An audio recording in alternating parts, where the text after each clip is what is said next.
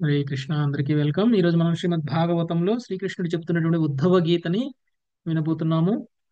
అందులో భాగంగా మనం కొన్ని శ్లోకాలను చదివాము. అందులో భాగంగా శ్రీకృష్ణ భగవానుడు ఒక కథని తెలియజేస్తున్నారు. యదురాజులకి మరియు ఒక బ్రాహ్మణ అవధూతకి మధ్య జరిగినటువంటి సంభాషణ ఏదైతే ఉందో దాన్ని శ్రీకృష్ణ భగవానుడు తెలియజేస్తున్నారు.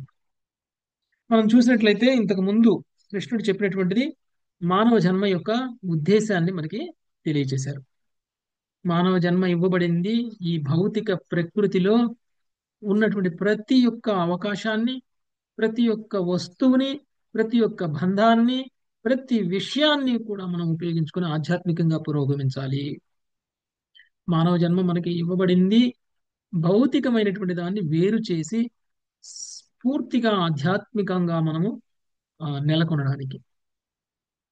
సో పూర్తి ఆధ్యాత్మికమైనటువంటి మనము ఏ విధంగా ఈ భౌతికత్వం నుంచి బయటపడాలి అనేటువంటి దానికి ఆయన కొంత సమాధానం చెప్పడం అనేటువంటి జరిగింది. గురువులను పొందాలి, గురువుల యొక్క ఆశీర్వాదం తీసుకోవాలి, తర్వాత భక్తుల యొక్క సాంగత్యంలో ఉండి సాధన చేయాలి. ఇవన్నీ చేస్తే మానవ యొక్క జన్మని సార్థకత చేసుకున్నట్లు అవుతుంది. లేదు అంటే గనక కేవలం భౌతిక స్థాయిలోనే ఉండిపోతే ఇతర జంతువుల లాగానే మనం కూడా ఆధ్యాత్మికంగా ఉండకుండా భౌతికంగానే తిరిగి తిరిగి మళ్ళీ జన్మ మృత్యు అనేటువంటి దాన్ని కోల్పోకుండా ఇలానే ఉంటాం. సో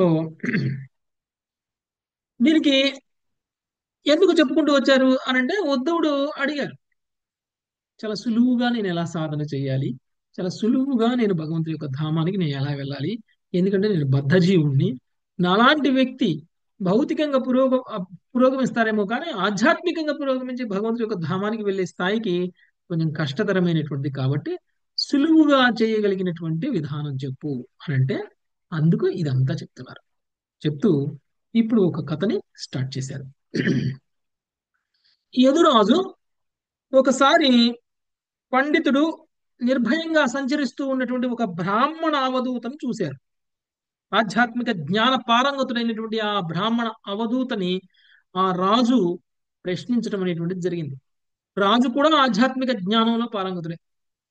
ఆధ్యాత్మికంగా ఉన్నతిలో ఉన్నటువంటి వ్యక్తి ఇంకొక ఆధ్యాత్మికంగా ఉన్నతిలో ఉన్నటువంటి ఒక వ్యక్తిని కలిస్తే వాళ్ళిద్దరి మధ్య సంభాషణ ఆధ్యాత్మికమైనటువంటి విషయమే ఉంటుంది కదండి. వాళ్ళిద్దరి మధ్య భౌతికమైనటువంటి విషయాలు చర్చకి రావు. కాబట్టి రాజు ఆయనతో కలిసినటువంటి ఆ ఒక్క క్షణాన్ని అవకాశంగా తీసుకొని ఆయనని ప్రశ్నించారు. ఆ అవధూతని ప్రశ్నించడం అనేటువంటిది జరిగింది. సో యదురాజు ఏమని ప్రశ్నించారు అనేటువంటిది ఈ రోజు మనం చూద్దాం. దానికి సమాధానం కూడా అవధూత ద్వారా ఏమి ఇవ్వబడింది చూద్దాం. నాగలక్ష్మి మాతాజీ. హరే శ్రీ కృష్ణ. యదుర్వాచ శ్రీ యదురువాచ కుతో బుద్ధిరియం బ్రహ్మన్ న కర్తు సువిశారదః కుతో బుద్ధిరియం బ్రహ్మం కర్తు సువిశారదా యామాసాధ్య భవాల్లోకం విద్వాంశ్చరతి భాలవత్. యమాసాధ్య భవాల్లోకం విద్వాం చరతి బాలవత్. శ్రీ యదువు పలికెను, ఓ బ్రాహ్మణుడా, నీవు ఎటువంటి ధార్మిక కలాపంన నెలకొనినట్లు గోచరించుట లేదు. అయినను లోకమందుల అన్ని విషయముల గురించి జనులందరి గురించి నీవు చక్కని అవగాహన పొందుతుంది ప్రభు. ఇటు అసాధారణము బుద్ధి నీకు ఎట్లు కలిగినది? బాలుని చన్నమున వ్యవహరించుచు నీవెందులకు లోకమందు సంచరించుచున్నావు? హరే కృష్ణ ప్రభు. ఓకే. సో యదురాజు అడుగుతున్నటువంటి ప్రశ్న ఏమిటి అంటే ఆ యొక్క బ్రాహ్మణ అవధూతను ఉద్దేశించి, నువ్వు చూడటానికి అటు ఇటు తిరుగుతూ ఉన్నావు. సో అటు ఇటు తిరిగిన వాళ్ళు ఆధ్యాత్మికంగా పురోగమించినటువంటి వాళ్ళు. చూడటానికి నువ్వు తిరుగుతూ ఉన్నావు. మామూలుగా ఆధ్యాత్మికంగా పురోగమించారా లేదా అనేటువంటి విషయం మనకి ఎలా తెలుస్తుంది అంటే ఎవరెవరు గుళ్ళకు పోతున్నారు, ఎవరెవరు యజ్ఞాలు చేస్తున్నారు, ఎవరెవరు యాగాలు చేస్తున్నారు, ఎవరెవరు దాన ధర్మాలు చేస్తున్నారు అనేటువంటి దాన్ని బట్టి వీళ్ళు గొప్పవాళ్ళు, ఉన్నతమైన స్థితిలో ఉన్న వాళ్ళు అని చెప్పుకుంటాం. అంతేనండి? అంతేనా మనం చెప్పుకునేది? ఉం? ప్రచారం ఎవరైతే చేస్తారో వాళ్ళు, భక్తి ప్రచారం చేసే వాళ్ళకి. అంటే మనం ఎలా అనుకుంటున్నాము అని అంటే ఎవరైతే ధార్మికంగా కనిపిస్తారో వాళ్ళే భక్తిలో పురోగమించిన వాళ్ళు, ఎవరైతే ధార్మికంగా కనిపిస్తారో వాళ్ళే ఆ, ఆ, ఆ, భక్తులు అని అనుకుంటాం కదా. కానీ ఈయనేం అలాంటి పనులు చేయట్లా. ఈయనేం చేస్తున్నాడు? అవధూత తిరుగుతున్నాడు, ప్రపంచం మొత్తం తిరుగుతున్నారు. ప్రపంచం మొత్తం తిరుగుతూ ఉన్నటువంటి నువ్వు ధార్మిక కలాపాలు చేయట్లేదు కదా. నువ్వు లోకంలో విషయాలన్నిటి గురించి, జనుల గురించి నీకు చక్కని అవగాహన పొందావు. ఇలాంటి కర్మలు చేయకుండా నువ్వు లోకం మొత్తం తిరగడం వల్ల, లోకంలో ఉన్నటువంటి ప్రజలందరినీ కలుసుకోవడం వల్ల వాళ్ళకు ఉన్నటువంటి సమస్యలు తెలుసు, వాళ్ళకు ఉన్నటువంటి క్యారెక్టర్ గురించి తెలుసు, ఎవరు ఎలాంటి వాళ్ళు అనేటువంటి విషయం అనేటువంటిది తెలుసు. ఇది సామాన్యమైనటువంటి విషయం కాదు. లోకంలో ఎవరిని చూసినా ఎలాంటి వాడు అని చెప్పగలగడం అనేటువంటిది సామాన్యమైనటువంటి విషయం కాదు. నువ్వు చూడడానికి ఒక ఎలా ఇప్పుడు ఎలా ఉంటారండి అవధూతలు? ఎలా ఉంటారు చూడటానికి? వాళ్ళ వస్త్రధారణ గాని, వాళ్ళ ఉమ్, శరీరం గాని అసలు అస్తవ్యస్తంగా ఉంటారు ప్రభుజీ. చాలా అమాయకుల్లా ఉంటారు. బాలురు వస్త్రాలు వేసుకుంటారా? పిల్లలు జస్ట్ బోర్న్ బేబీస్ ఎలా ఉంటారు? ఒంటి మీద పిల్లలకి బట్టలు ఉంటాయా? లేదు చాలా ప్రభుజీ, సరిగ్గా అమాయకంగా ఉండవు కూడా. ఒంటి మీద బట్టలు లేకుండా ఎలా ఉంటారో అలా ఉన్నావు నువ్వు చూడటానికి. అయినా నీకు అందరికి తెలిసి, అందరికి సంబంధించినటువంటి జ్ఞానం తెలుసు. లోకమంతా సంచరిస్తున్నావు ఒక బాలుడి లాగా. ఒక బాలుడి లాగా సంచరించడం అంటే వస్త్రధారణ లేకుండా సంచరించడం అన్నమాట. ఓకే. వస్త్రధారణ కూడా లేకుండా బాలుడి చందమున వ్యవహరిస్తున్నావు నువ్వు. లోకమంతా తిరుగుతున్నావు నువ్వు. నీకు అసాధారణమైనటువంటి జ్ఞానం ఉంది, బుద్ధి ఉంది. ఎందుకంటే నువ్వు లోకంలో ఉన్నటువంటి ప్రతి వ్యక్తి గురించి కూడా నీకు చక్కని అవగాహన ఉంది. అందుకని అని అంటున్నారు.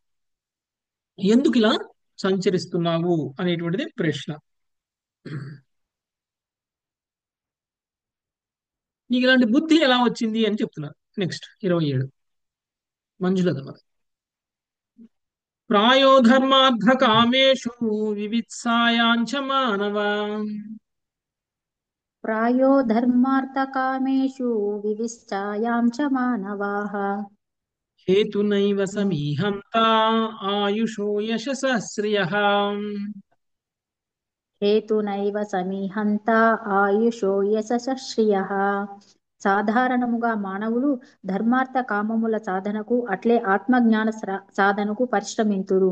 ఆయువు పెంచుకొనుటకు, యశస్సును పొందుటకు, భౌతికైశ్వర్యమును అనుభవించుటయే సామాన్యముగా వారి ఉద్దేశమై ఉండును. భాష్యము. దేహమునకు భిన్నముగా నిత్యాత్మ ఉన్నచో నిజమైన ఆనందము ప్రకృతి బంధమునకు అతీతముగా మన నిత్య స్థితిలోనే తప్పక ఉండవలెనని బుద్ధిమంతుడు ఎరుగవలెను. అయినను సాధారణ జనులు ఆధ్యాత్మిక విషయములను చర్చించినప్పటికీ అట్టి ఆధ్యాత్మిక సాధనల ద్వారా యశోవంతులగుటకు లేదా ఆయువును ధనమును పెంచుకొనుటకు సాధారణముగా యత్నింతురు. ఉదాహరణకు యోగ విధానము ఆరోగ్యమును మెరుగుపరుచుకొనుటకు ఉద్దేశించబడినదని, ధనము కొరకు భగవంతుని ప్రార్థించవలెనని, సంఘములో ప్రతిష్టను పెంచుకొనుట కొరకే ఆధ్యాత్మిక జ్ఞానము ఉన్నదని చాలా మంది జనులు తలతురు. యువకుడైన బ్రాహ్మణ అవధూత సాధారణ వ్యక్తుల వంటి వాడు కాడని, అతడు వాస్తవమునకు ఆధ్యాత్మిక స్థితిలోనే నెలకొని ఉన్నాడని యదు మహారాజు స్పష్టపరుపగోరెను. ఇది రాబోవు శ్లోకములలో వివరింపబడినది. హరే కృష్ణ ప్రభుజీ. Thank you Prabhuji. ఎవరికైనా ఏదైనా లాభం లేకుండా ఇంట్లో నుంచి బయట కాలు పెడతారండి? బయటికి వెళ్తే ఏదో ఒక పని ఉంటేనే లేదు పెడతాం ప్రభుజీ, ఏదో ఒక ఏదైనా పని ఒక చేయాలి. కదా. వంకాయ మాతాజీ రేపు బెంగళూరు వచ్చి మమ్మల్ని కలుస్తారా?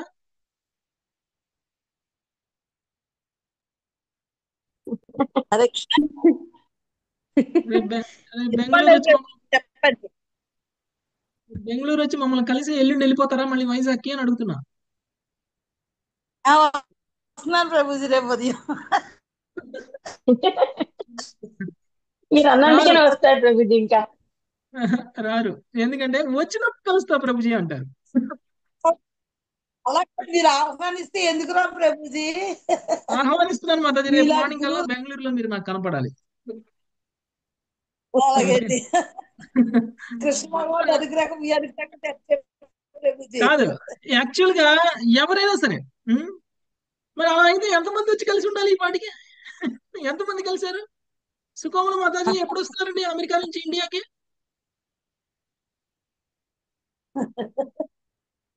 ఈ నెలాఖరికి వస్తున్నారు. ఈ నెలాఖరికి వస్తున్నారు. ఎందుకు వస్తున్నారు? కారణం ఉంది కాబట్టి, పని ఉంది కాబట్టి. బృందావనం పని ఉంది వెళ్ళాలి. కాబట్టి వస్తున్నారు. పని ఉంది హరే కాబట్టి. కృష్ణ. వెరీ ఆ పనిలో మాతాజీ పని బృందావనం తీసుకుంటాం. బృందావన్ ట్రిప్ ఉంది మాతాజీ, మీరు రండి అంటే వచ్చి ఉండేవాళ్ళ.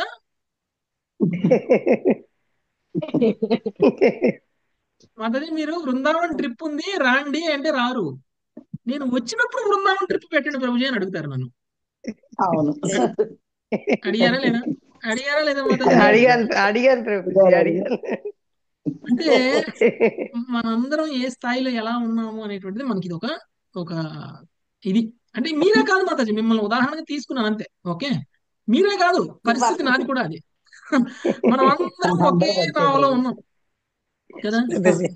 ఎస్ మనం అందరం ఆధ్యాత్మికంగా ఉంటున్నాము, కానీ భౌతికంగా ఖాళీ ఉన్నప్పుడు కదా. అవునవును ప్రభుజీ, అవును ప్రభుజీ, నిజమే. మాతాజీ బెంగళూరులో మన శేషాద్రిపురందే పెద్దదా, ఇంకా పెద్దది ఉందా గుడి టెంపుల్ ప్రభుజీ? ఏది పెద్దది లేదు, మనమే పెద్ద.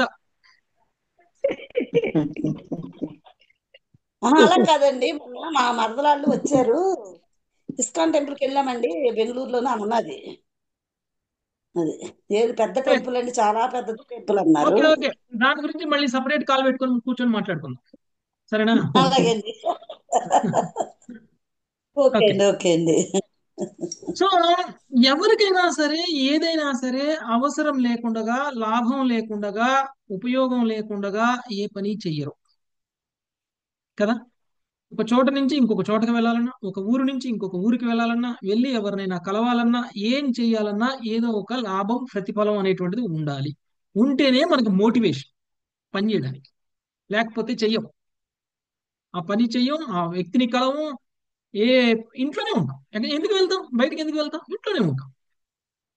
అంటే ధర్మార్థ కామాలని నెరవేర్చుకోవడం కోసం మాత్రమే మనం భౌతికంగా నియుక్తులమై ఉన్నాం. ఉం? నిరంతరం పరిశ్రమలు చేస్తూ ఉంటాం, కష్టపడుతూ ఉంటాం. ఆఫీసులకు వెళ్ళడం, పనులు చేయడం, తిరిగి రావడం, ఇవన్నీ కూడా నిరంతరం. ఒక రోజుతో అయిపోలేదు ఇది, ప్రతిరోజు. మాతాజీ మీరు 2 గంటలు ఎక్స్ట్రా పని చేయండి, మీకు ఒక రోజు జీతం ఎక్స్ట్రా ఇస్తా అంటే ఎంతమంది పని చేయరు ఇక్కడ? చాలా మంది చేస్తారు ప్రభు. చేస్తారు 2 గంటలే కదా, 8 గంటల డ్యూటీ 10 గంటలు చేస్తే నాకు డబల్ డ్యూటీ, డబల్ శాలరీ వస్తుందండి. ఎంతమంది చేయరు? హ్యాపీగా చేస్తాం. చేయకపోయినండి ఎక్స్ట్రా డబ్బులు వస్తాయంటే చేస్తారు ప్రభుజీ ఫస్ట్. ఎక్స్ట్రా డబ్బులు వస్తాయంటే చేస్తారు. అంటే చాలా చాలా చాలా చాలా కష్టపడుతున్నాం మనం డబ్బు కోసం, భౌతికమైనటువంటి ఫలితాలని అనుభవించడం కోసం మనం కష్టపడుతున్నాం. ఎందుకు? దీనివల్ల ఏం జరుగుతుంది అంటే మనకి ఆదాయం ఎక్కువగా వస్తుంది. ఆదాయం ఎక్కువగా వస్తే మన పేరు ప్రతిష్టలు పెరుగుతాయి, మన యశస్సు పెరుగుతుంది. ఆ డబ్బుతోటి మనం కావాల్సినటువంటి ఆరోగ్యానికి అవసరమైనటువంటి మందులు కొనుక్కోవచ్చు, ఆహారం కొనుక్కోవచ్చు, ఆయుష్ పెరుగుతుంది. సో ఈ ఇంద్రియ విధంగా భోగం చేయొచ్చు. ఇంద్రియ భోగం చేయొచ్చు. ఓకే, ఏది కావాలంటే అది, ఏది చూస్తే అది, ఏది చూస్తే అది కొనుక్కోవచ్చు, ఏది కావాలంటే అది తినొచ్చు, ఎలా కావాలంటే అలా ఉండవచ్చు.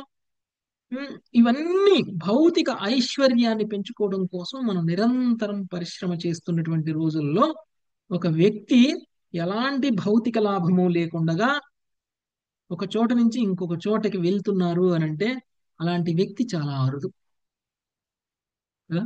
అలాంటి వ్యక్తి చాలా అరుదు. కేవలం నేను ఈ రోజు ఇక్కడి నుంచి బయలుదేరి టెంపుల్ దగ్గరికి వెళ్ళి 1 గంట సేపు ఒక కౌంటర్ పెట్టుకొని భగవద్గీత బుక్స్ పెట్టుకొని కూర్చున్నాను అని అంటే నాకెంత లాభం వస్తుంది అని కాదు. దీనివల్ల ఎంతమందికి నేను భగవద్గీతని ఇవ్వగలను, ఎంతమందికి నేను భాగవతాన్ని ఇవ్వగలను, దానివల్ల వాళ్ళ జీవితం ఆధ్యాత్మికంగా ఎలా మారగలుగుతుంది అని ఆలోచించేటువంటి వాళ్ళు ఎంతమంది ఉన్నారండి. ఇప్పుడు మనకి బుక్ మారతాం, డిసెంబర్ మంత్ అంటే బుక్ మారతాం.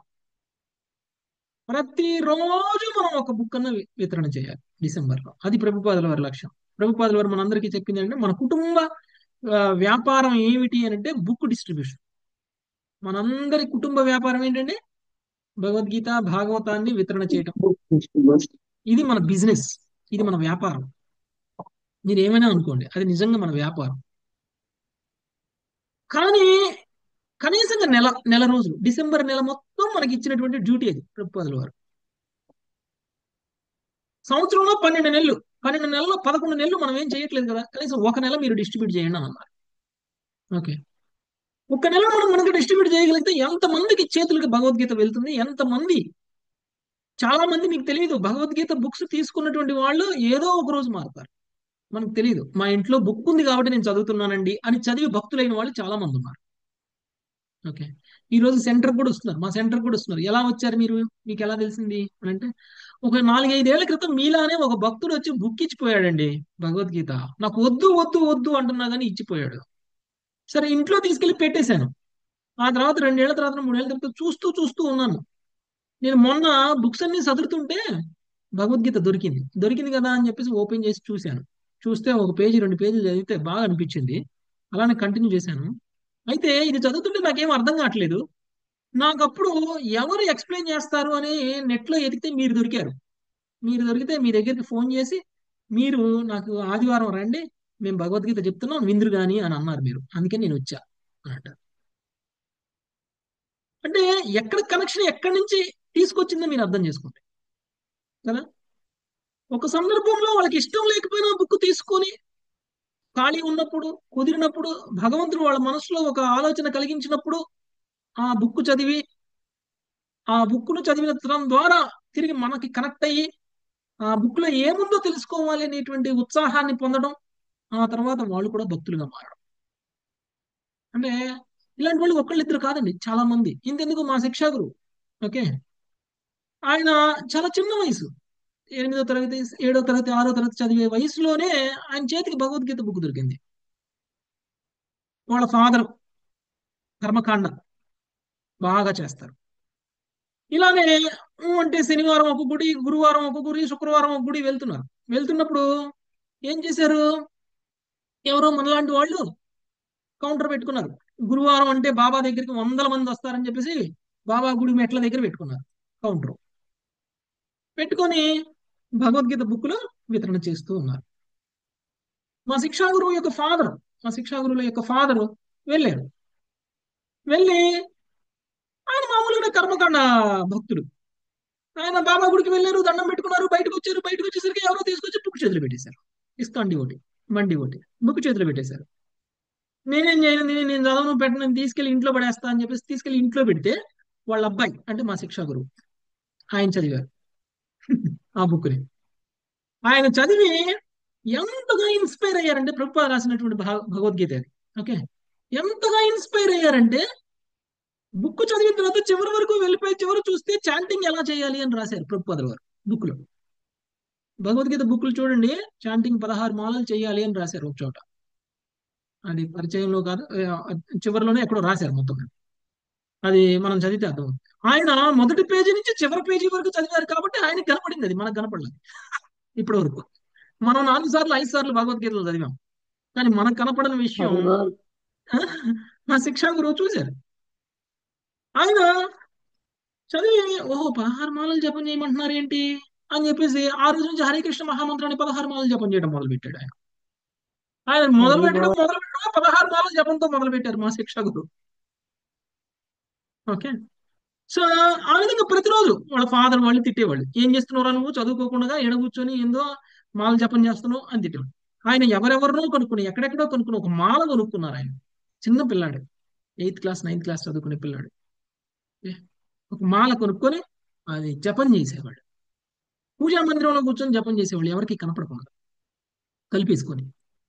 ప్రతిరోజు 16 మాలలు, అప్పటి నుంచి అదిగో ఇప్పటి వరకు చేస్తున్నారు 16 మాలలు జపం. ప్రభుజీ ఆ వయసులో అదిగో ఆటలు ఆడుకునే వయసు అసలు, అంటే చాలా ఆటలు గ్రేట్ ఆడుకునే ప్రభు. వయసు, హరిబోల్. ఆటలు ఆడుకునే వయసు. ఆయన చివరికి ఆయనకి 10th క్లాస్ అయిపోయింది. 10th క్లాస్ అయిపోయిన తర్వాత ఆయనకి తెలిసింది, నేను నేను టెంపుల్కి వెళ్ళాలి, ఎక్కడుంది ఇస్కాన్ టెంపుల్, ఎక్కడుంది ఇస్కాన్ టెంపుల్ అని చెప్పేసి ఆయన ఇస్కాన్ టెంపుల్కి ఎత్తుక్కుంటూ మరీ వెళ్ళిపోయారు. వెతుక్కుంటూ మరీ వెళ్ళిపోయారు. వెళ్ళిపోయి అక్కడ ఉన్న భక్తులు కలిసి ఇంకా ఆయనకి పారవస్యం. ఇక ఇంటికి నేను వెళ్ళను అని అనుకున్నారు, నేను బ్రహ్మచారిగా ఉండిపోవాలి అని అనుకున్నారు. ఆయన చాలా కాలం బ్రహ్మచారిగా ఉండిపోవాలి. చదువుకోలేదు ఇంకా ఆయన. 10th క్లాస్ తర్వాత ఇంకా చదువుకోలేదు. 11th 12th కూడా చదవలేదు ఆయన. చదవకుండా జాయిన్ అయిపోయారు, బ్రహ్మచారిగా జాయిన్ అయిపోయారు. తర్వాత 3 సంవత్సరాలు 4 సంవత్సరాలు చేసిన తర్వాత ఆ ఏవో కొన్ని పరిస్థితుల కారణంగా వాళ్ళ ఇంట్లో వాళ్ళందరూ చాలా బాధపడ్డారు. నువ్వు చదువుకో, వచ్చి మంచిగా ఉద్ధరించు మమ్మల్ని అని వాళ్ళ పేరెంట్స్ అందరూ చాలా ఆనంద బతిమిలాడారు. కొన్ని కారణాల వల్ల ఆయన తిరిగి మళ్ళీ ఇంటికి వచ్చాడు. ఇంటికి వచ్చినటువంటి ఆయన మళ్ళీ చదువు మొదలు పెట్టాడు. మళ్ళీ అప్పుడు ఆయన ఇంటర్మీడియట్ చదివారు, డిగ్రీ చదివారు, అంతా ఇప్పుడు ఆయన కార్పొరేట్ ట్రైనర్ అయ్యారు. ఇప్పుడు ఆయన పెద్ద కార్పొరేట్ ట్రైనర్. ఓకే. అంటే ఆ నాలాగా ఉద్యోగం చేసుకునే వాళ్ళకి ఆయన నేను ఎలా ఉద్యోగం చేయాలి అని చెప్పే స్థాయి అయింది ఇప్పుడు. ఓకే. ఉద్యోగం చేసేటప్పుడు నేను ఎవరితోటి ఎలా మాట్లాడాలి, నేను ఎలా ప్రవర్తించాలి, నేను చేసే దాంట్లో తప్పులేంటి ఒప్పులేంటి, ఆ స్థాయిలో ఇప్పుడు ఆయన ఉన్నారు. మంచి ట్రైనర్, పెద్ద పెద్ద కార్పొరేట్ కంపెనీస్ కి ఆయన ట్రైనింగ్స్ ఇస్తారు. ఓకే. ఆ స్థాయిలో ఉన్నారు. ఆయన వివాహం కూడా చేసుకున్నారు. ఓకే. కానీ ఇప్పుడు ఆయన భక్తిలో ఎలాంటి స్థితిలో ఉన్నారు అని అంటే ఆయన చాలా మా అందరికీ కూడా ఆ, సలహాలు ఇచ్చే, మా అందరినీ కూడా మెంటర్ చేసి, అంటే భక్తిలో మాకు ఏమైనా డౌట్స్ వస్తే ఈ రోజు మేము ఫోన్ చేసి ఆయన్ని అడుగుతాం. ఓకే. సాధనలో మాకున్నటువంటి ప్రాబ్లమ్స్ ఆయన్ని అడుగుతాం. మీరు మీరు కావాలి అని అంటే పోయిన శనివారం రోజు అంటే ఆ, నవంబర్ 8వ తారీఖున మా ఇంట్లో ఒక ప్రోగ్రాం జరిగింది. ఓకే. హౌస్ ప్రోగ్రామ్ అని నేను ఒక వీడియో కూడా పెట్టాను నేను. ఓకే. దామోదర మంత్ అయిపోయిన తర్వాత ఒక హౌస్ ప్రోగ్రామ్ జరిగింది, అందులో పెట్టాను. అందులో ఆయన హిందీలో క్లాస్ చెప్పారు, మీరు చూడొచ్చు, మన ఆ, మన ఛానల్లో ఉంది. ఓకే. ఆ రోజు నేను నిత్యం భాగవత సేవ గ్రూప్ లో కూడా పెట్టాను. ఆయన మా ఇంటికి వచ్చారు. మా ఇంటికి వచ్చి ఆయన క్లాస్ ఇచ్చి ఒక 30, 40 మంది భక్తులు వచ్చారు, వాళ్ళందరికీ క్లాస్ ఇచ్చి ఆయన వెళ్ళారు. ఓకే. అంటే చూడండి ఏ స్థాయిలో ఆయన ఉన్నారంటే ఇప్పుడు ఆయన ఆయన మామూలుగా మనం ఫోన్ చేస్తే రారు, కలవరు, ఆయన అంత బిజీగా ఉంటారు. ఇక్కడ ఏరియాలో ఉన్నటువంటి ప్రతి సెంటర్ వాళ్ళు కూడా ఆయన ఎప్పుడు వస్తారా అని ఎదురు చూస్తారు, ఎప్పుడు వస్తారా అని ఎదురు చూస్తారు. ఆయన దగ్గర నుంచి క్లాస్ వెంకటేష్ వినాలి అని చాలా కోరికగా ఉంటారు వాళ్ళు. ఓకే. అలాంటి స్థాయిలో ప్రభుజీ ఉన్నారు ఇప్పుడు ఆయన. అంత గొప్పగా ఆయన భక్తుడు ఎలా అవ్వగలిగారు చెప్పండి? అంత గొప్పగా ఆయన భక్తుడు ఎలా అవ్వగలిగారు? ఆ బుక్ చదవటం వల్ల భగవద్గీత ప్రభుజీ ఉపాధి ప్రభుపాల్ గారి రాసినటువంటి బుక్ చదవటం వల్ల బుక్ అది చదివి చిన్న అప్పుడు వయసులోనే ఇన్స్పైర్ భక్తిలోకి అయ్యారు. రావటం చాలా అరుదు అంత కదా. నాటుకుపోయింది. వాళ్ళ సుకృతి కూడా ఉంది భక్తితో ప్రభుజీ. సుకృతి కొంత ప్రభుపాల్ గారి పుస్తకాలు చదవటం. ప్రభుపాదుల వారు వాటన్నిటికంటే అలా ఇంపార్టెంట్ ఏంటంటే ఆయనకి సుకృతి, ప్రభుపాల వారు రాసిన పుస్తకము, ఆయనకి ఆయనకి అన్ని రకాల కలిసి వచ్చాయి, అది వేరే విషయం. అన్నిటికంటే ముఖ్యమైన విషయం ఏమిటంటే ఒక పూర్వజన్మ భక్తుడు వాళ్ళ ఇంటికి భగవద్గీత బుక్ చేర్చడం, ప్రభుజీ సరే. కరెక్ట్. అవును. అది వాళ్ళ తండ్రి ద్వారా. ఓకే. ఇలా చేయడం వలన ప్రభుజీ ఎవరైతే ఆ భగవద్గీత బుక్ ను వాళ్ళ ఇంటికి చేర్చారో ఆయనకు వచ్చిన లాభం ఏంటి భౌతికంగా? ఏమీ లేదు. ఆయన భౌతికంగా ఏం లేదు. ఏమీ లేదు. ఆయన కానీ ఉద్ధరింపజేశారు ప్రభుజీ, ఆయన ఆయన ఉద్ధరించారు. శక్తిని ఉపయోగించాడు, ఆయన సమయాన్ని ఉపయోగించాడు, ఆయన తీసుకెళ్లి వాళ్ళ ఇంటికి బుక్ చేర్చగలిగాడు, భగవద్గీత బుక్ ను వాళ్ళ ఇంటికి చేర్చగలిగాడు. అంటే ఇప్పుడు ఎందుకు చెప్తున్నాం ఇది అని అంటే, ఒక్క రూపాయి కూడా లాభం లేకుండా మనం ఏమీ చేయనటువంటి స్థితిలో ఉన్నటువంటి మనలాంటి వాళ్ళు ఏ లాభము లేకుండా తిరిగి ఇది వస్తుంది తిరిగి ఇది రాదు అనేటువంటిది కూడా తెలియకుండా, దీనివల్ల ఏమన్నా ప్రయోజనం ఉంటుందా లేదా అని కూడా తెలియకుండా ప్రపంచం మొత్తం తిరిగే వాళ్ళ గురించి ఏం చెప్పుకోవాలి ఇక మనం కదా? ఆ స్థాయిలో అవును ఉన్నటువంటి ప్రభుజీ. బ్రాహ్మణ అవధూతనే ఇప్పుడు యదురాజు కలిశారు.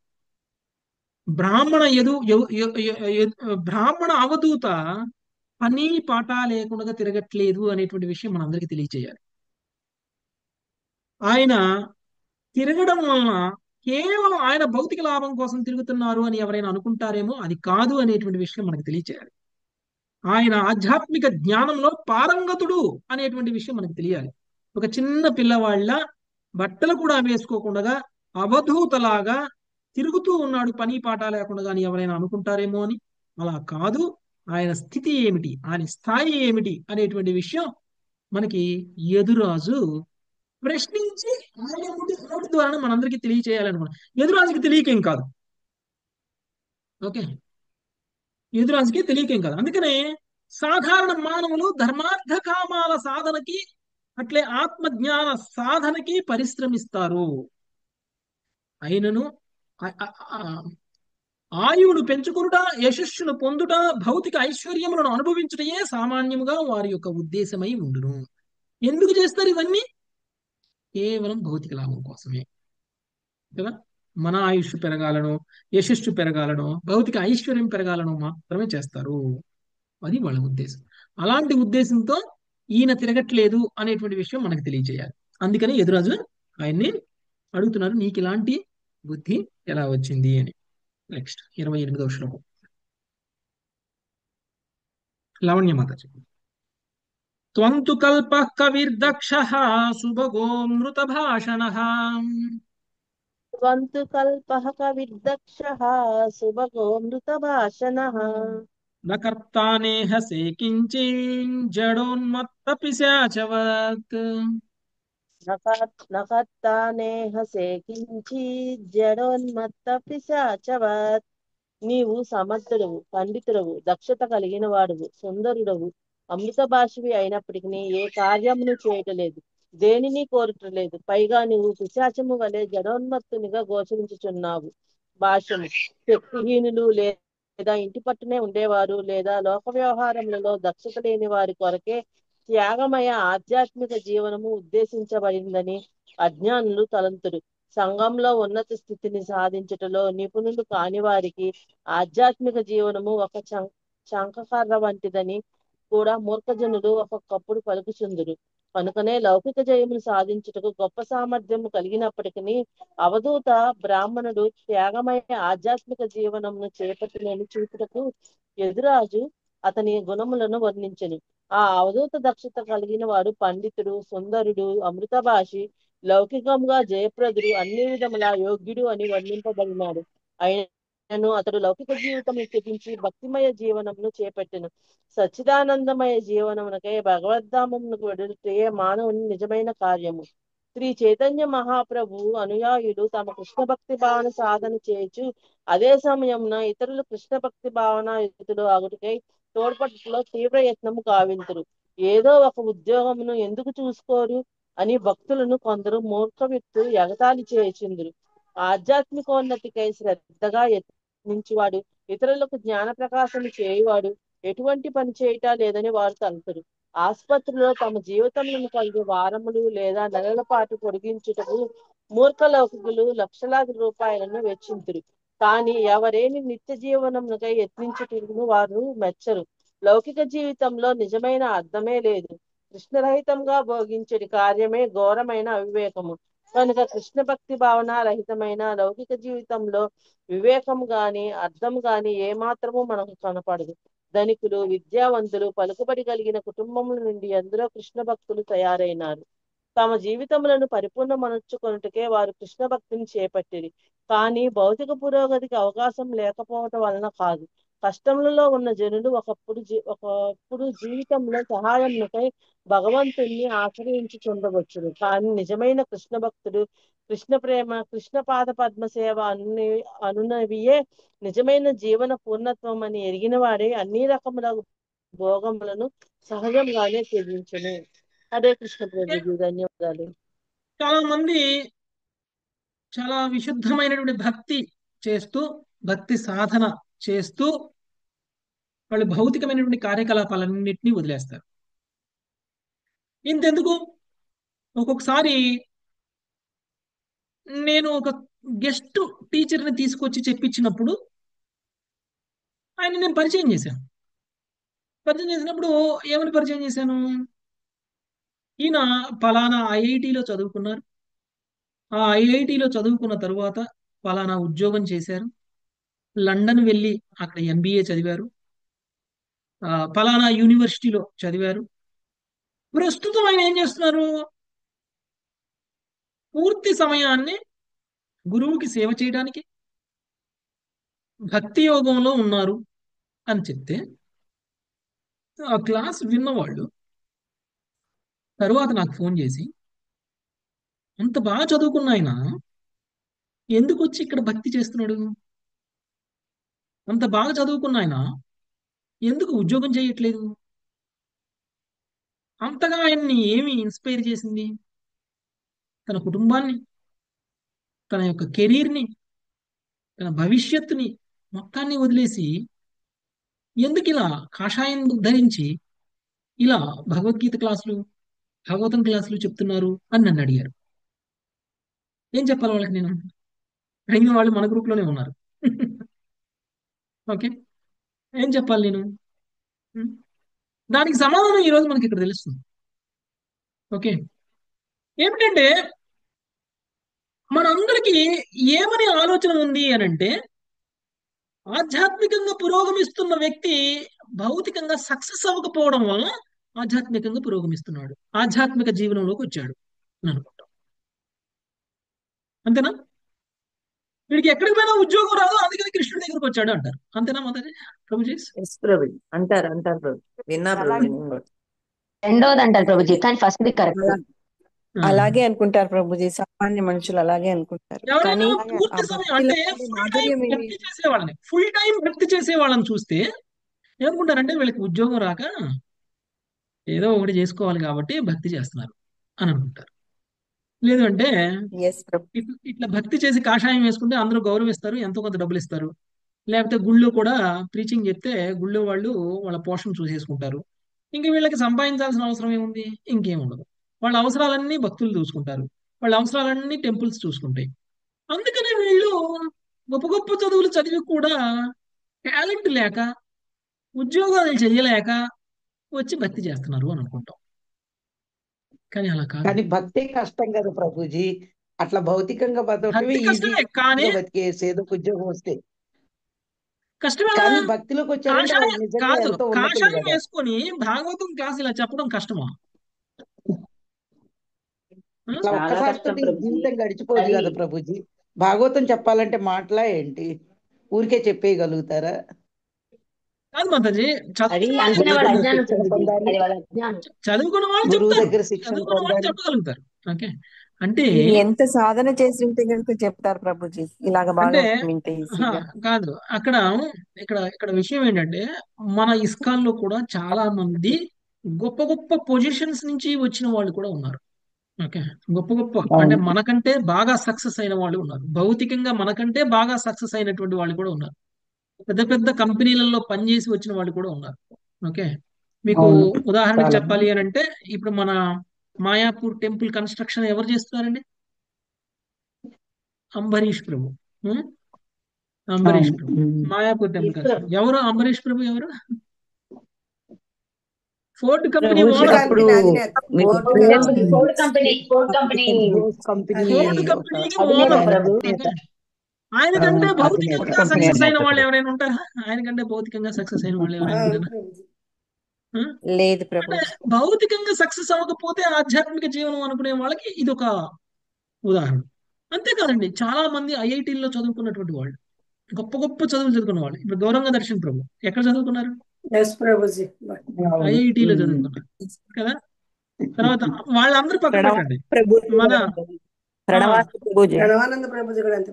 ఆ, మళ్ళీ వీళ్ళందరూ ఎందుకు శ్రీవత్స ప్రభు మన శ్రీవత్స ప్రభు. అవును. ఆయన లండన్ లో ప్రభుజీ ఎంబీఏ అలా చేశారు. అంటారు ప్రభుజీ. ఆయన లండన్ లో ఎంబీఏ అవును. మాతాజీ. చక్రధారి ప్రభు, చక్రధారి ప్రభు కరెక్ట్. చక్రధారి ప్రభు కూడా బాగా చదువుకున్న వాళ్ళు, ఐఐటీలో చదువుకున్న వాళ్ళు. చక్రధారి ప్రభు కూడా ఐఐటీలో రైట్. అంటే సమర్థుడువు, పండితుడివి, దక్షత కలిగినటువంటి వాడువు, సుందరుడివి, అమృత భాషవి అయినప్పటికీ ఏ కార్యమును చేయుటలేదు, దేనిని కోరుటలేదు. పైగా నీవు పిశాచము వలె జటోన్మత్తుడిగా గోచరించుచున్నావు. ఉం? అన్ని క్వాలిఫికేషన్స్ ఉండి కూడా నువ్వెందుకు ఇలా పిశాచిలాగా తిరుగుతున్నావు, జటోన్మత్తుడిగా తిరుగుతున్నావు? ఉం? ఈయన అమృత భాషి అంట. అమృత భాషి అంటే ఏంటండి? చక్కగా చక్కగా మాట్లాడగలిగిన మాట్లాడిన ప్రతి మాట కూడా చక్కగా మాట్లాడే వాళ్ళు చాలా మంది ఆయనకు ఉన్నారు. మిగతా వాక్కులన్నీ ఉం? అంటే ఆయన తక్కువ మిత వాక్కులు భాషిన చెప్పినా గానీ భగవంతుడు ఆధ్యాత్మిక పదాలు చెప్తాడు. చక్కగా బాగా మాట్లాడే వాళ్ళు అర్థమయ్యేటట్టు చాలా చెప్పడం, మంది ఉన్నారు. నాకంటే చక్కగా మాట్లాడే అర్థమయ్యేటట్టు వాళ్ళు చాలా మంది. చెప్పేవాళ్ళు ప్రభుజీ, అర్థమయ్యేటట్టు చెప్పేవాళ్ళు. ఆధ్యాత్మికంగా ఆయన చాలా ఆధ్యాత్మికంగా చెప్పి గొప్పగా మాట్లాడే వివరిస్తారు. వాళ్ళ వివరించకుండా అందరి అమృత భాషి మనసులో అంటే అమృత భాషి అంటే ఆ మాట్లాడే మనిషి మాటను గనక మనం వింటే మనకు అమరత్వం వస్తుంది. ఓ, ఓకే, అంటే అమృతం తాగినట్లు అన్నమాట. మన చెవులు మీరు మాట్లాడితే మీరు మాట్లాడిన ఎవరిని మాట నచ్చుతుంది. నాకు అమృతం తాగిన దాంతో సమానం. అప్పుడు మీరు అమృత భాషి అవుతారు. ఓకే, అంటే ఆయన మాటను గనక మనం విన్నట్లయితే మనకి అమరత్వం వస్తుంది. అంటే ఎప్పటికీ మరణించం, ఎప్పటికీ పుట్టం. ఓకే, అలాంటి స్థాయిలో ఉన్నటువంటి వ్యక్తి. అంత జ్ఞానం ఉండి నువ్వు జడోన్మత్తుడిగా గోచరిస్తున్నావేంటి, పిశాచంలా గోచరిస్తున్నావేంటి అని ఆయన అడుగుతున్నారు. అంటే ఇప్పుడు మనం చెప్పుకుందంతా అందుకే. ఓకే, కృష్ణ భక్తి సాధన చేయడము అని అంటే కేవలం భౌతికంగా విఫలమైనటువంటి వాళ్ళు మాత్రమే చేయటం అని కాదు. ఇక్కడ చూస్తున్నటువంటి అవధూత కూడా చూడటానికి చాలా అందమైన వాడు, చాలా తెలివైన వాడు, చాలా గొప్పగా మాట్లాడగలిగిన వాడు. అన్ని ఆయనకి శక్తి ఉంది, సామర్థ్యం ఉంది, అన్ని ఉన్నాయి, జ్ఞానం ఉంది, అన్ని ఉన్నాయి. అయినా సరే ఆయన అవధూతగా తిరుగుతూ ఉన్నారు. ఓకే, నిజమైనటువంటి జీవన పూర్ణత్వం అంటే మనకున్నటువంటి అందంతో, మనకున్నటువంటి ఐశ్వర్యంతో, మనకున్నటువంటి శక్తితోటి మనము భౌతికంగా పురోగమించడం కాదు. మనకున్నటువంటి ప్రతి దానితోటి మనం ఆధ్యాత్మికంగా పురోగమించడం నిజమైనటువంటి జీవన పూర్ణత్వం. ఓకే, అదే చేస్తున్నాడు ఈ అవధూత. అందుకని అవధూతకి భౌతికంగా మనకు ఉండాల్సిన సామర్థ్యాలన్నీ ఉన్నా కానీ వాటిని భౌతికంగా వాడట్లేదు. ఆయన కేవలం ఆధ్యాత్మికంగానే వాడుతున్నారు. అది మనకు తెలియజేయడం కోసం ఇక్కడ యేదురాజు అడుగుతున్నారు, ఎందుకు నువ్వు ఇలా దిగంబరుడిలాగా పిశాచంలాగా కనిపిస్తున్నావు అని. కావాలంటే చక్కగా బట్టలు వేసుకొని నువ్వు కూడా ఆఫీస్కి వెళ్ళొచ్చు కదా అని అడగడం. నెక్స్ట్ 29 మంగతాయర్ మాతాజీ. హరే కృష్ణ ప్రభుజీ జనేషు దహ్యమానేషు కామలోభదవాగ్నినాం జనేషు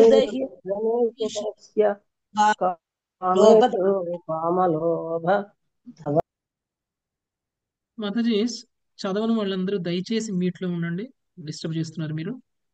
మంగతాయర్ మాతాజీ చదవండి. జనేషు దహ్యమానేషు కామలోపదవాగ్నినా నతప్యసేగ్నినా ముక్తో గంగాంబస్త ఇవ ద్విపః.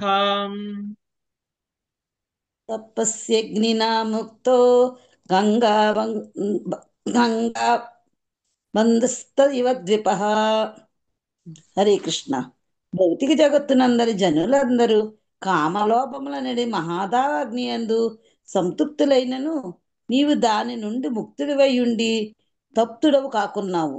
గంగా నది జలములో నిలిచి దావాగ్ని నుండి బయటపడి గజమును నీవు పోలి ఉన్నావు. హరే కృష్ణ. ప్రభుపాదుల వారికి జై. ప్రభుపాదుల వారి భాష్యం. దివ్యానందం యొక్క సహజ ఫలం ఈ శ్లోకమునందు వర్ణించబడినది. యుక్త వయస్సులోనున్న బ్రాహ్మణుడు శారీరకముగా అత్యంత ఆకర్షణీయుడై ఉండెను. అతని ఇంద్రియములు భౌతిక భోగమునకు పూర్ణశక్తివంతములై ఉండెను. అయినను అతడు కామం చే ఎంత మాత్రమో ప్రభావితుడు కాలేదు. ఇది ఏ ముక్త స్థితి అనబడును. ఘోరాగ్నిని శమింపజేయగల ప్రవాహము గంగా నది అందుండునని శ్రీల భక్తి సిద్ధాంత సరస్వతి ఠాకూర్లు వివరించిరి. కామోన్నత అయిన ఏనుగు గంగా నదిలో నిలబడినచో ప్రబలమైన చల్లని నీటి తరంగములు దాని కామం నశింపజేయగలవు. అంతటి ఏనుగు శాంతించగలదు. అట్లే జన్మ మృత్యు వలయంలో చిక్కుబడిన సాధారణ మానవులు కామము లోపములనడి శత్రువులచే నిరంతరము పీడించబడుచుందరు. అవి మనస్సును ఎన్నడూను పూర్ణ ప్రశాంతముగా ఉండనియవు. కానీ ఏనుగు ఉపమానమును అనుసరించుచు మనుజుడు చల్లని దివ్యానంద తరంగంలో నిలిచినచో భౌతిక వాంఛ శీఘ్రమే నశించి అతడు శాంతుడు కాగలడు. కృష్ణ భక్త నిష్కామ అతయేవ శాంత అని శ్రీ చైతన్య చరితామం నందు వర్ణించబడినది. ఈ విధముగా ప్రతి ఒక్కరూ శ్రీ చైతన్యుల ఉద్యమను చేపట్టి నిజమైన నిత్య చేతనమనడి కృష్ణ భక్తి భావన శీతల జలములలో తమను నిర్మలను కావించుకొనవలెను. హరే కృష్ణ. దండాత్ ప్రణాం ప్రభుజీ. ఓకే, భౌతిక జగత్తు అంటే యాక్చువల్ గా ఈయనకి ఎలాంటి కామము, లోభము, మోహము అనేటువంటివి లేవు. ఒకవేళ ఉంటే అలా ఉంటారా? ఒక అవధూతలా ఉంటారా? అవధూత స్థాయిలో వెళ్ళారు అని అంటే కోరికలు పూర్తిగా నశించకపోతేనే అవధూత అవుతారా? ఇంద్రియాలతో పీడింపబడేటువంటి వ్యక్తి ఎవరైనా అవధూత అవుతారా? సో ఇప్పుడు ఈయనకి శక్తి ఉంది, సామర్థ్యం ఉంది, అందం ఉంది, బుద్ధి కూడా ఉంది, ఉన్నప్పటికీ ఒక అవధూతలా ఉన్నాడు. ఒక అవధూతలా ఉన్నాడు అంటే పూర్తిగా ఇంద్రియాల ద్వారా కోరికలని తీర్చుకోవాలి అనేటువంటి స్థితిని దాటిపోయినటువంటి వాడు. పూర్తిగా ఆయన కామాన్ని జయించినటువంటి వాడు, కోరికలను జయించినటువంటి వాడు. అలాంటి స్థితిలో ఉన్నారనమాట ఈ అవధూత. అందుకని ఏమంటున్నారు అని అంటే, ఈ భౌతిక లోకంలో అందరూ అలానే ఉన్నారు, కానీ నువ్వు మాత్రం అలా లేవు. నువ్వు మాత్రం అలా లేవు. ఎలా ఉన్నావు నువ్వు? ఒక కామ కోరికతో ఉన్నటువంటి ఒక ఏనుగు గంగా నదిలోకి వెళ్ళిపోతే చల్లటి నీళ్ల వల్ల తన కామ కోరిక పోతుంది. చల్లటి నీళ్లలో కూర్చోవడం వల్ల తనకున్నటువంటి కామ కోరిక ఇక ఉండదు. అలా కృష్ణ చైతన్యంలో ఉన్నటువంటి వ్యక్తికి కామ కోరికలు ఆటోమేటిక్గా తీరిపోతాయి. అలాంటి స్థితిలో ఉన్నాడు ఈ అవధూత. ఓకే, అంటే ఎప్పుడైతే మనం భక్తిలోకి వస్తామో, భగవంతుని పాదాల దగ్గరికి వస్తామో, ఇంకా కోరికలు మనల్ని పీడించవు. కామ కోరిక ఉన్నటువంటి ఒక ఏనుగు నీళ్ళలోకి వెళ్ళడం వల్ల, ఆ కామం వల్ల అది ఎలా అయితే పీడింపబడదో, అలా నిరంతరం కృష్ణ చైతన్యంలో ఉన్నటువంటి వ్యక్తి కూడా కామ కోరికల నుంచి పీడింపబడరు. మనం ఎంత ఎక్కువగా కృష్ణ చైతన్యంలో పురోగమిస్తామో అంత ఎక్కువగా మన భౌతిక కోరికలు తగ్గుతాయి. ఓకే, సో మన స్థాయిని బట్టి ఇంకా మనకి భౌతిక కోరికలు ఉన్నాయంటే మనం ఇంకా పురోగమించట్లేదు అని అర్థం. ఓకే, మనం ఇంకా కృష్ణ భక్తిలో ఇంకా ముందుకు వెళ్ళలేకపోయాం కాబట్టి ఇంకా కొన్ని కోరికలు మనల్ని పీడిస్తున్నాయి. ఎప్పుడైతే ఆ కోరికలు కూడా మనల్ని, అంటే కోరికలు పూర్తిగా ఉండదని కాదు, వాటిని కూడా కృష్ణుడు చైతన్యంలో కలపచ్చు, మనం కృష్ణ చైతన్యంలోకి తీసుకురావచ్చు మనం. ఓకే, సో ఈ విధంగా ఒకవేళ ఇది చెయ్యకపోతే నేను ఉండలేను, ఇది చెయ్యకపోతే నేను బ్రతకలేను, ఇది చెయ్యకపోతే నేను మనశ్శాంతి ఉండదు అని అనుకోవడం ఉంది చూసారా, అది ఒక రకంగా కామ కోరికే. ఆ స్థితిని మనం దాటిపోతాం ఎప్పుడు? నిజంగా మనం భక్తిలో పురోగమించినప్పుడు, నిజంగా మనం కృష్ణ చైతన్యంలో పురోగమించినప్పుడు. కాబట్టి ఇది కేవలం భౌతిక కర్మల గురించి మాత్రమే కాదు, ఆధ్యాత్మిక కర్మల గురించి కూడా నేను చెప్తున్నాను. ఇంతకు ముందు కూడా ఒకసారి చెప్పాను. ఏదైనా సరే మనం ఆధ్యాత్మిక కర్మలు చేస్తాం. ఇప్పుడు మనం భాగవతమే చదువుతున్నాం. భాగవతం చదవకపోతే నేను బ్రతకలేను అంటే దేని మీద అటాచ్మెంట్ అనేది రాకూడదు. అంటే అది ఆధ్యాత్మిక కర్మ అయినా సరే నాకు భౌతిక ఆనందం కావాలి అని అనుకుంటే, అంటే ఇప్పుడు నేను భాగవతం చదవకపోతే మనశ్శాంతి ఉండదు, నాకు మనశ్శాంతి ఉండదు అనుకోవటం కూడా, అది కూడా ఒక రకంగా, అంటే నా మనశ్శాంతి కోసం భాగవతం చదువుతున్నాను నేను, లేకపోతే కాదు భగవంతుని ప్రసన్నం ప్రభుజీ, చేయడం కోసం భాగవతం ఇంకా చదువుతున్నాను. ప్రేమ కోసం, భగవంతుడి పట్ల ఇంకా మనకి భక్తి విశ్వాసం పుట్టుకొస్తుంది. రావడం కోసం, భగవంతుడి పట్ల మనకి ప్రేమ రావడం కోసం మనం భాగవతం చదువుతాం. ఇది అలాంటి చదవడం వల్ల అజ్ఞానాన్ని నా ముందుకు మనసు తీసుకురా. హాయిగా ఉంటుంది, నా మనసు ప్రశాంతంగా ఉంటుంది అనే భావనలో చదివితే మా అలాంటి తెలియదు. భక్తి ఒక భౌతిక కోరికే, అది అది ఒక భౌతిక కోరికే, భౌతిక కోరికే అది అవుతుంది. భౌతిక కోరిక అయిపోతుంది. అంటే అది కేవలం ఆధ్యాత్మిక విషయాల్లోనే కాదు మాతాజీ, నేను అనేది ఏంటంటే భౌతికమైన విషయాల్లోనే కాదు, ఆధ్యాత్మికమైన విషయాల్లో అయినా సరే మనం చేసేటువంటి పని మీద మనకి అటాచ్మెంట్ ఉండకూడదు. ఓకే, అవును ప్రభుజీ. మనం చేస్తున్నది కృష్ణుడి కోసం. ఈ రోజు మీరు ఏదైనా సేవ చేస్తున్నారు, కృష్ణుడి కోసం చేస్తున్నారు. రేపు పొద్దున ఆ సేవను మీరు వదిలేస్తున్నారు, కృష్ణుడి కోసమే వదిలేస్తారు. ఓకే, అంతేకాని అయ్యో నేను చేసే సేవను నేను వదిలేస్తే ఎలా, నేనేం సేవ చేయాలి, ఇంకా నేను ఈ సేవ చేయడం వల్ల నేను మంచిగా ఉంటాను, హాయిగా ఉంటాను అని అనుకున్నాం అనుకోండి, అప్పుడు ఏమవుతుంది? అప్పుడు మనకి కొంచెం ఆ సేవ పట్ల కూడా అటాచ్మెంట్ వచ్చినట్టు, మనం చేసే సేవ మీద కూడా మనకి అటాచ్మెంట్ వచ్చినట్టు.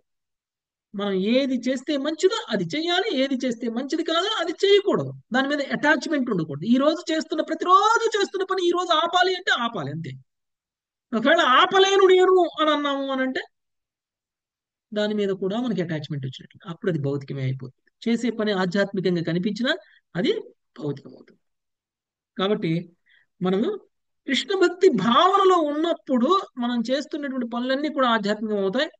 అప్పుడు మన కామ కోరికలు పూర్తిగా నశించిపోతాయి. ఇది చెయ్యాల్సిందే అని. అందుకనే భక్తులకు చూడండి, మీరు విశుద్ధ భక్తులు చూడండి, ఏ సేవ ఇచ్చినా చేస్తారు, ఏ సేవ ఇచ్చినా చేస్తారు. ప్రభుజీ మీరు ప్రీచింగ్ చేస్తారు కదా, ఈ రోజు మీరు ఎలా ప్రసాదాలు వడ్డిస్తారు అని అనుకో, లేదు ప్రభుజీ అలా ఏం లేదు ప్రభుజీ, ప్రీచింగ్ ఇచ్చిన రోజు ప్రీచింగ్ చేస్తాను, ప్రీచింగ్ ఇవ్వని రోజు ప్రసాదాలు వడ్డిస్తాను అని అంటారు కదా. ఒక్కొక్కరు కొంతమంది అన్ని టెంపుల్స్ లో లేకపోతే సెంటర్స్ లో అన్ని రకాల సేవలు చేయడానికి సిద్ధంగా ఉంటారు. ఎందుకు? వాళ్ళకి దీని మీద దాని మీద అనే అటాచ్మెంట్ ఉండదు. ఈ పనే చేయాలి ఆ పని చేయకూడదు అనేటువంటి అటాచ్మెంట్ ఉండదు. ఏదైనా సరే కృష్ణుడి సేవ కోసం, కృష్ణుడి సేవగానే చెయ్యాలి అని అనుకుంటారు కాబట్టి. ఓకే, నెక్స్ట్ ప్రమీల మాతాజీ. హరే కృష్ణ ప్రభు. త్వం హినః పృచ్ఛతాం బ్రహ్మం హరే కృష్ణ నాత్మాన్యానంద. ప్రభుజీ చేసేటప్పుడు చెప్పండి మాతాజీ. ప్రభు ఎన్నో శ్లోకం ప్రభుజీ? 30వ శ్లోకం. త్వం హినః పృచ్ఛతాం బ్రహ్మం నాత్మన్యానందకారణం. త్వం హిన పృచ్ఛతాం బ్రహ్మం నాత్మన్యానందకారణం. బ్రూహి స్పర్శ విహీనస్య భవతః కేవలాత్మనః. బ్రూహి స్పర్శ విహీనస్య భవతః కేవలాత్మనః.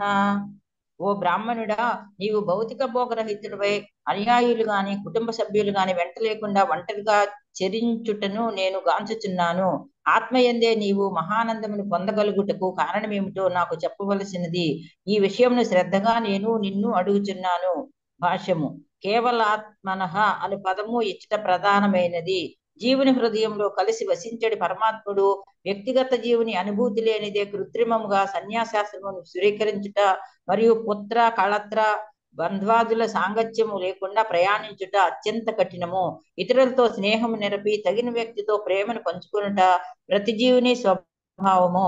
పరమపురుషుని అనుభూతమనట్లు కొనిన వాడు హృదయమునందే దేవదేవుని నిత్య సహచరునిగా మోయుటలో సంతృప్తి చెందియుండును. కేవలం శ్రీకృష్ణుడే నిజమైన మిత్రుడని, అతడు హృదయంలో ఉన్నాడని అనుభూతమనర్చుకొనంత వరకు మనుజుడు భౌతిక జగత్తు యొక్క తాత్కాలిక సంబంధములోనే అనురక్తుడై ఉండును. హరే కృష్ణ ప్రభుజీ, దండోత్ ప్రణామ్. ఓకే, హరే కృష్ణ. సో భౌతిక భోగరహితుడవై అనుయాయులు గాని కుటుంబ సభ్యులు గాని వెంట లేకుండా ఒంటరిగా చరిస్తూ నేను నిన్ను చూస్తున్నాను. ఆత్మయందే నీవు మహానందమును పొందగలుగుటకు కారణమేమిటో నాకు చెప్పవలసి ఉన్నది. ఈ విషయమును నేను శ్రద్ధగా అడుగుచున్నాను. అంటే కొంతమంది ఎగతాళి చేస్తూ కూడా మాట్లాడతారు, కొంతమంది హేళనగా కూడా అడుగుతారు. కానీ ఈయన ముందే చెప్పేశాడు అన్నమాట, నేను నిన్ను హేళనగా అడగడం లేదు, శ్రద్ధగా వింటాను, నేను శ్రద్ధగా అడుగుతున్నాను. నేను ఏమని? నీలో నువ్వే ఆనందాన్ని పొందుతున్నావు.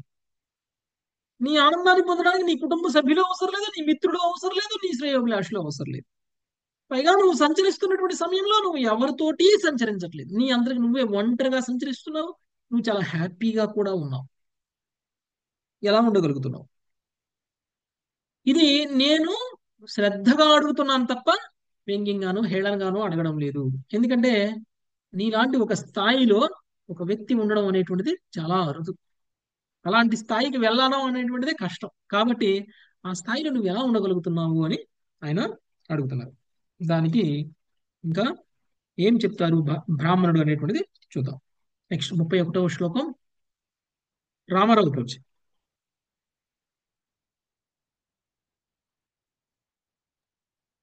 హరే కృష్ణ ప్రభుజీ. శ్రీ భగవానువాచ. శ్రీ భగవానువాచ. యదునైవం మహాభాగో బ్రహ్మణ్యేన సుమేధసా. యదునైనం మహాభాగో బ్రహ్మణ్యేన సుమేధసా. పృష్టః సభాజితః ప్రాహ ప్రశ్రయావనతం ద్విజః. పృష్టః సభాజితః ప్రాహ ప్రశ్రయావనతం ద్విజా. హరే కృష్ణ. శ్రీకృష్ణ భగవానుడు పలికెను, సర్వదా బ్రాహ్మణుల ఎడ గౌరవము కలిగిన భగవంతుడగు యదురాజు ప్రేమలో వినయముతో స్థిరము వంచి వేచి ఉండగా అతని స్వభావం పట్ల ప్రసన్నుడైన బ్రాహ్మణుడు ఇట్టు పలుకసాగాడు. హరే కృష్ణ ప్రభుజీ, దండో ప్రణామ్. ఓకే, సో శ్రీకృష్ణ భగవానుడు సర్వదా బ్రాహ్మణుల ఎడ గౌరవమును కలిగినటువంటి బుద్ధిమంతుడు యదురాజు వినయంతో శిరము వంచి వేచి ఉండగా అతని స్వభావం పట్ల ప్రసన్నుడై బ్రాహ్మణుడు ఇట్లు పలికెను. ఇలాంటి అవధూతులు అందరితో మాట్లాడతారండి. మామూలుగా రోడ్డు మీద వెళ్తూ ఉంటారు ఇలాంటి అవధూతలు. వీళ్ళని ఎవరైనా పలకరించిన ప్రతి ఒక్కరితో మాట్లాడతారా వీళ్ళు? మాట్లాడరు. వాళ్ళ ఛాసలో వాళ్ళు ఉంటారు, వాళ్ళు వెళ్ళిపోతూ ఉంటారు. జడభరతుడు ఎంతమంది వచ్చి ప్రయత్నం చేసినా నోరెత్తల కదండి జడభరతుడు. కానీ రఘుగణుడు అడిగినటువంటి ప్రశ్నకు మాత్రం సమాధానం చెప్పాడు. జడభరతుడు రఘుగణుడు అనేటువంటి ఒక రాజు పల్లకిని మోస్తూ రఘుగణుడు అడిగాడు, ఒక మాట అడిగాడు. మాట అడిగినప్పుడు ఆయనకి సమాధానం చెప్పారు. మరి అప్పటిదాకా మాట్లాడిన ఆయన మరి జడభరతుడు రఘుగణుడు అడగగానే ఎందుకు మాట్లాడారు? అప్పటి వరకు ఆయన మోగవాడు అనుకున్నారు. అప్పటి వరకు ఆయన అందరూ మోగవాడు అనుకున్నారు జడభరతుడు కదా. కానీ నోరు తెరిచి మాట్లాడగానే ఆయన జ్ఞానం మొత్తం బయటపడిపోయింది. రఘుగణుడే ఆశ్చర్యపోయాడు. వెంటనే ఒక్క మాట మాట్లాడగానే రఘుగణుడు తన పల్లకిలో నుంచి దిగి మరి ఆయన పాదాల మీద నమస్కారం చెప్పేశాడు, సాష్టాంగ నమస్కారం చేసేసాడు. అంటే ఒక్క మాటతోటి మనం ఏంటో మనం తెలిసిపోద్ది, మన స్థాయి ఏంటో మనకి అందరికీ అర్థమైపోతుంది అనమాట. కానీ ఈ బ్రాహ్మణుడు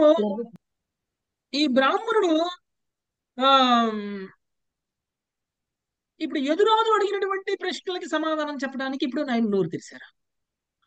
ఎందుకంటే ఎదురాజు వినయంతో అడిగాడు. ఎదురాజు ప్రశ్న అడగడం వెనకాల ఉద్దేశం ఆయన శ్రద్ధగా వినాలి అని, దానివల్ల ఆయన లాభం పొందాలి అనేటువంటి ఉద్దేశంతో అడిగారు.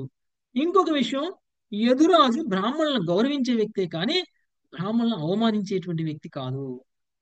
ఎదురాజు కూడా ఆధ్యాత్మికంగా పురోగమించినటువంటి వ్యక్తి. ఇలాంటి భక్తులు అడిగినటువంటి ప్రశ్నకి అవధూత స్థాయిలో ఉన్నటువంటి వ్యక్తులు సమాధానం చెప్తారు. అంతేగాని భౌతికంగా ఉన్నటువంటి వ్యక్తులతోటి అవధూతలు మాట్లాడరు. కేవలం ఆధ్యాత్మికంగా ఉన్నతిలో ఉన్నటువంటి వ్యక్తులతోటి మాత్రమే వాళ్ళు మాట్లాడతారు. ఎవరితో మాట్లాడితే ఆ మాట వాళ్ళు తీసుకుంటారు, ఆ మాట వాళ్ళు ఇంకొకరికి ప్రచారం చేస్తారు అని అనుకుంటారు, అలాంటి వాళ్ళతోనే వాళ్ళు మాట్లాడతారు. ఓకే, సో అలాంటి స్థాయిలో ఉన్నటువంటి అవధూత ఇప్పుడు బ్రాహ్మణ అవధూత మాట్లాడబోతున్నారు. 32వ శ్లోకం నుంచి బ్రాహ్మణుడు మాట్లాడుతున్నారు, అంటే అవధూత మాట్లాడుతున్నారు. ఏం మాట్లాడుతున్నారు అనేది మనం నెక్స్ట్ క్లాస్ లో చూద్దాం. Thank you very much. Hare Krishna. వంచాకల్పతరుభ్యశ్చ కృపా సింధుభ్యైవ చ పతితానాం పావనేభ్యో వైష్ణవేభ్యో నమః. Hare Krishna Hare Krishna Krishna Krishna Hare Hare, Hare Rama Hare Rama Rama Rama Hare Rama. Thank you very much. Hare Krishna.